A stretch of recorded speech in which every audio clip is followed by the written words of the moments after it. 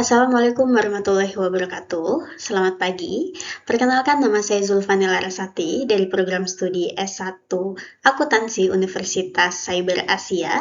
Pada kesempatan kali ini, saya akan memberikan analisis rasio keuangan terhadap laporan keuangan PT Aneka Tambang Tbk tahun 2020 sampai dengan tahun 2024. Sebelumnya saya akan sedikit menjabarkan perihal profil PT Aneka Tambang Tbk. PT Aneka Tambang merupakan perusahaan BUMN pertambangan terintegrasi vertikal. Segmennya itu berupa nikel, logam mulia dan pemurnian, bauksit, dan alumina. Untuk PT Aneka Tambang sendiri itu listing di BEI sejak tahun 1997 dengan kodenya ANTM. Kepemilikan itu 65% itu sahamnya dimiliki oleh perusahaan sendiri dan untuk publik itu 35%. Berikut ringkasan data keuangan untuk laporan keuangan tahun 2020 sampai dengan tahun 2024 dalam hitungan triliun rupiah untuk PT Aneka Tambang. Terlihat dari tabel tersebut, dari tahun 2020 sampai tahun 2024 itu menunjukkan kenaikan yang cukup signifikan. Dari total aset, sebelumnya tahun 2020 31,7 triliun rupiah, kemudian tahun 2024 itu menjadi 44,5 triliun rupiah. Untuk ekuitas, itu tahun 2020 itu 19 triliun rupiah, kemudian tahun 2024 itu menjadi 32,2 triliun rupiah. Untuk penjualan itu sendiri, dari tahun 2020 itu 27,4 triliun rupiah, kemudian untuk tahun 2024 69,2 triliun rupiah.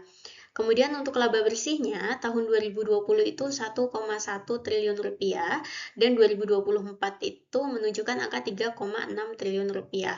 Dari angka-angka tersebut itu menunjukkan kenaikan yang cukup signifikan. Itu juga dipengaruhi oleh harga emas yang semakin naik dari tahun ke tahun. Kemudian selanjutnya saya tampilkan untuk rasio profitabilitas berupa net profit margin dari PT Aneka Tambang. Rasio profitabilitas atau rasio keuangan yang digunakan untuk mengukur kemampuan perusahaan dalam menghasilkan laba dari kegiatan operasional maupun dari penggunaan aset dan modal yang dimiliki dalam periode tertentu. Net profit margin mengukur laba bersih terhadap penjualan. Rumusnya yaitu laba bersih dibagi penjualan. Jadi dari tabel tersebut dapat kita lihat bersama, tahun 2020 sampai dengan 2021, margin meningkat seiring kenaikan harga komoditas dan perbaikan efisiensi, namun masih di bawah 5%. Kemudian tahun 2022 ke 2023, lompatan NPM sekitar 7% dipengaruhi lonjakan laba bersih. Harga nikel dan emas itu menguat, kontribusi asosiasi tinggi, serta efisiensi biaya. Kemudian tahun 2024, penjualan melonjak signifikan, terutama segmen logam mulia dan pemurnian. Tetapi margin sedikit turun, sekitar 5% sampai 6% karena beban pokok dan beban usaha naik lebih cepat, serta ada tekanan harga dan biaya energi atau logistik. Nah, di situ terlihat tahun 2024 NPM-nya itu 5,3%. Jadi margin laba bersih itu meningkat dari 4,2% tahun 2020 ke puncak itu tahun 2023 sebesar 7,5%, didorong kenaikan harga komoditas. Kemudian tahun 2024 itu turun ke 5,3% karena adanya tekanan biaya operasional. Kemudian selanjutnya yaitu perhitungan ROA dan ROE. ROA itu sendiri merupakan return on asset, yaitu mengukur kemampuan aset menghasilkan laba. Rumusnya yaitu ROA, laba bersih dibagi total aset. Untuk penjelasannya yaitu tren ROA membaik pesat dari tahun 2020 sampai tahun 2022, mencerminkan pemanfaatan aset yang makin produktif, terutama pabrik ferronikel Haltim dan proyek terkait, hilirisasi nikel, serta kontribusi entitas asosiasi seperti Weda by Nickel atau WBN, Tahun 2023 sedikit terkoreksi karena laba stagnan, sementara aset meningkat.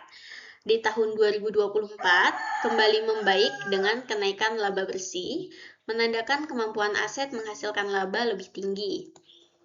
Kemudian untuk perhitungan ROE atau Return on Equity itu mengukur tingkat pengembalian modal pemilik. Rumusnya yaitu laba bersih dibagi ekuitas.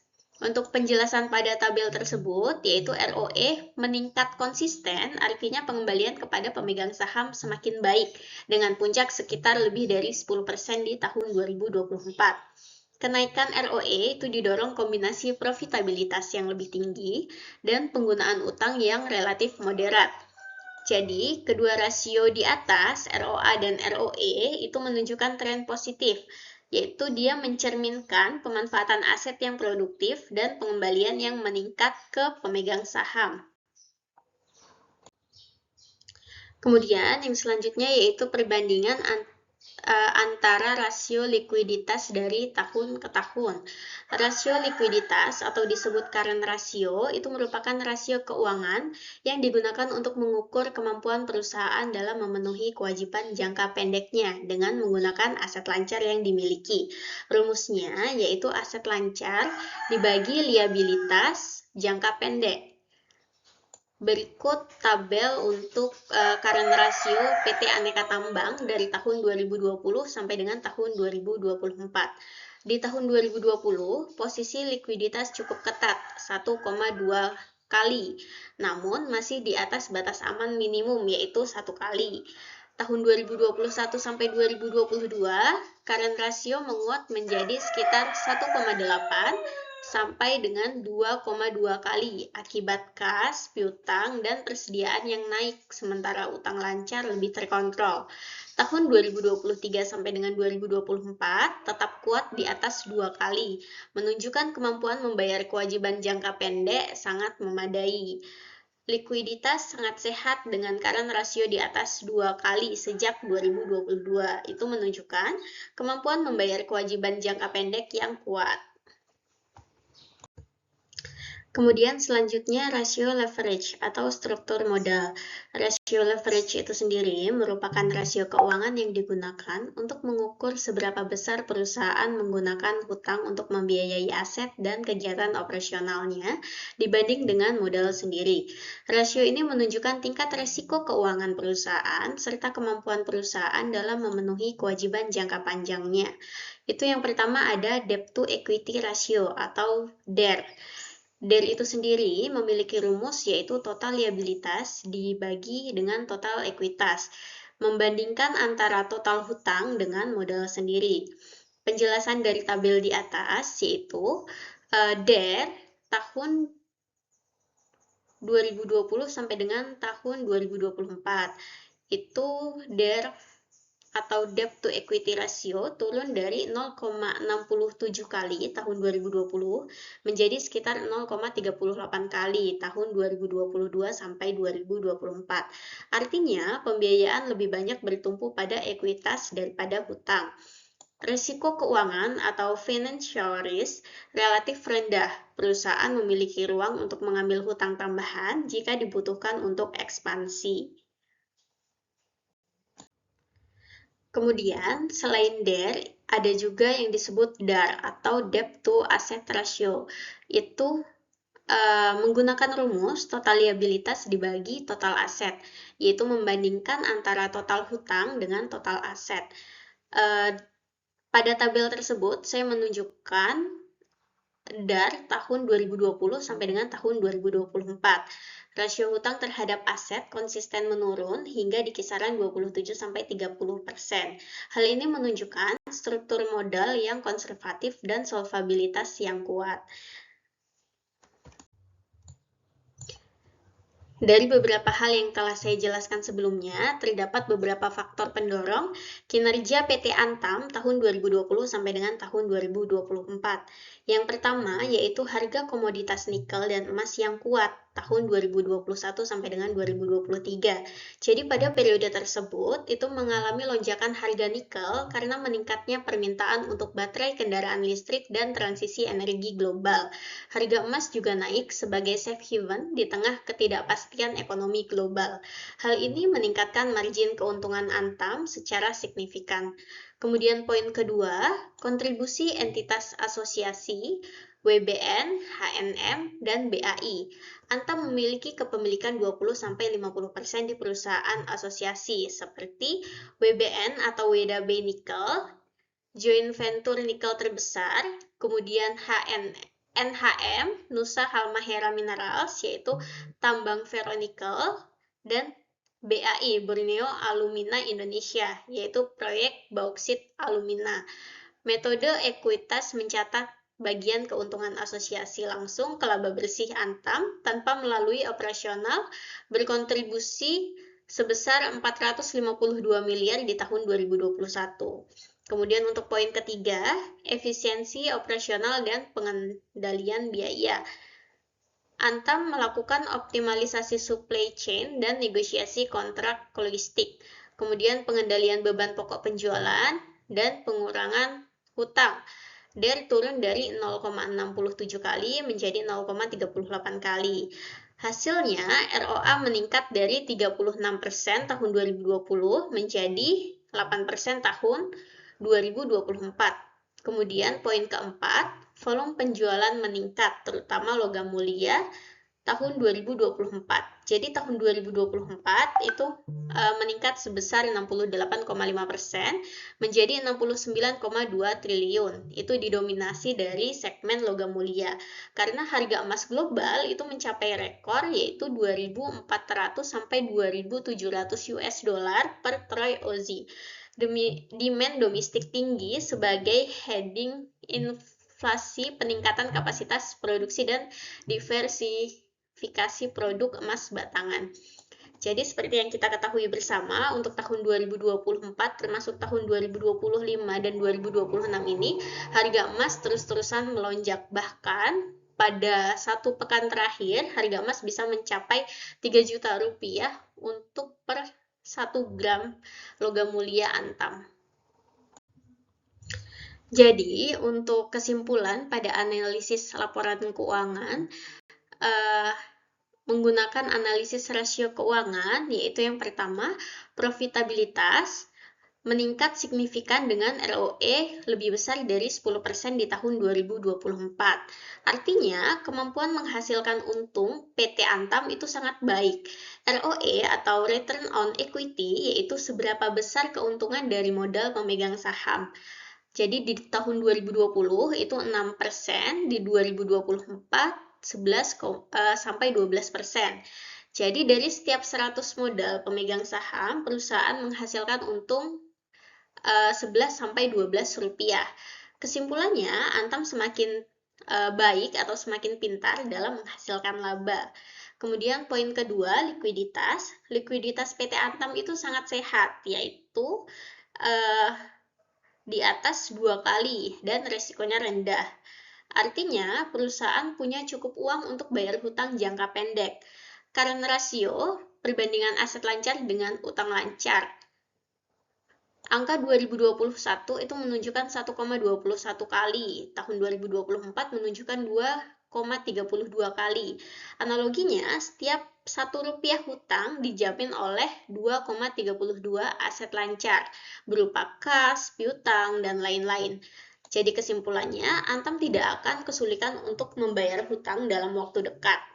Kemudian poin ketiga yaitu leverage. Leverage itu konservatif dengan nilai DER 0,38 kali, solvabilitasnya kuat. Artinya, perusahaan tidak banyak berhutang, lebih banyak menggunakan modal sendiri. DER atau Debt to Equity Ratio itu perbandingan hutang dengan modal sendiri. Angka tahun 2020 itu menunjukkan angka 0,67 kali, sedangkan tahun 2024 menunjukkan angka 0,38 kali.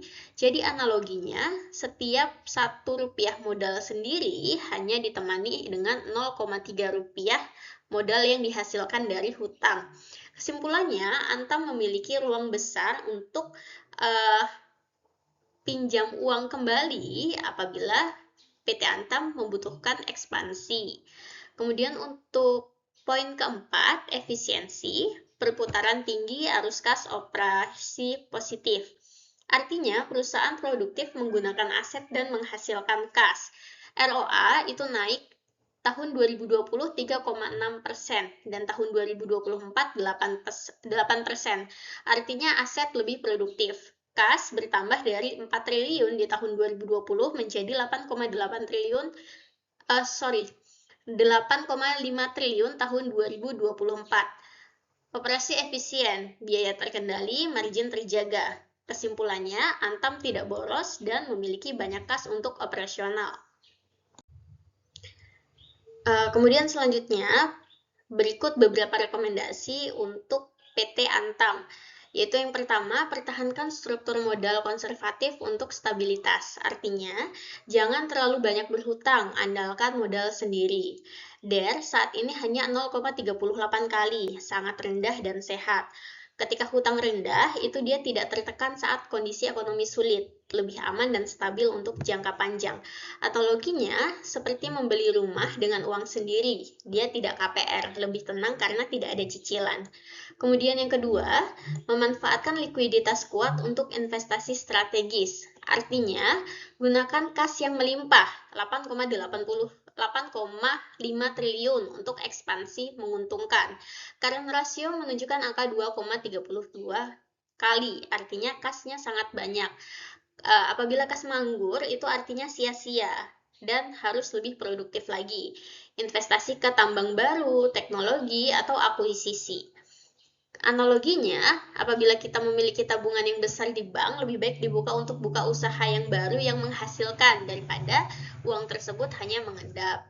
Kemudian yang ketiga, fokus pada efisiensi operasional di tengah volatilitas harga. Artinya, tekan biaya produksi agar tetap untung meski harga komoditas turun. Harga nikel atau emas naik turun, jadi dia tidak bisa dikontrol. Yang bisa dikontrol itu biaya operasional. Caranya yaitu otomasi, negosiasi supplier, dan hemat energi.